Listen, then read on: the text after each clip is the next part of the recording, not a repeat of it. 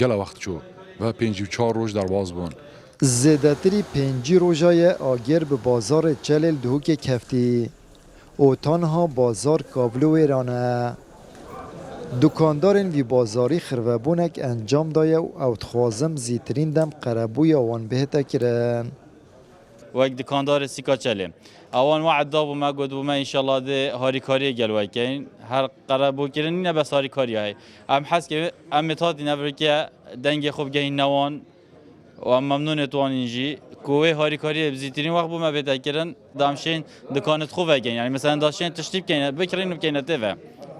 دخوازید ما وان باگ همی دکانداره دخوازید ما هاری کاری ما سریع بیدا کردن حاجة هاری کاری حسابه بینم افرونا الصباحی و نوی اسبوعینا ده هاری کاری ها کن رأیهم نودن و هاگه یه دانه بنجام حس کن سریع بیدا دانن هاگه یه دانه نبنجام و بلو بینم ام نودن هوا و دو هم جی بخو حالا کی بزاین و دو بزاین کدی چکین و چناگین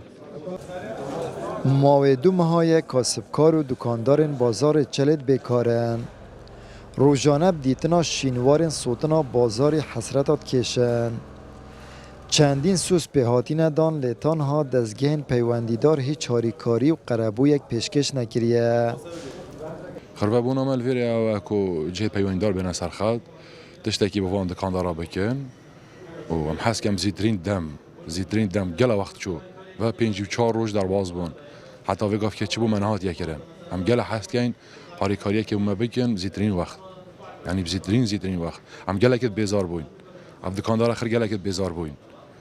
باور بکه و دکاندارا و چند سالت کن 15 سال هندک 20 سال آخر صفر بوین هندکا دکانت دوای چون کوگه دوای چون چتش نماینه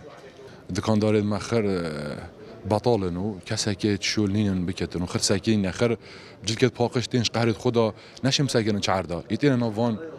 وان دیکله دا و جارا کادی پیز بن و جارا کادی پاسر و دلاوی چنا مالت خوبه ساکن و چند امروزی قربوی و 5 روزشون و چه من نگیریه بله دیده خواهی ما بین قربو کردن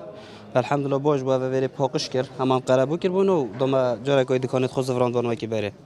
تقریبا 137 دکانن 40 دکانن به تمامی هاتی نسوتن اوید دیجی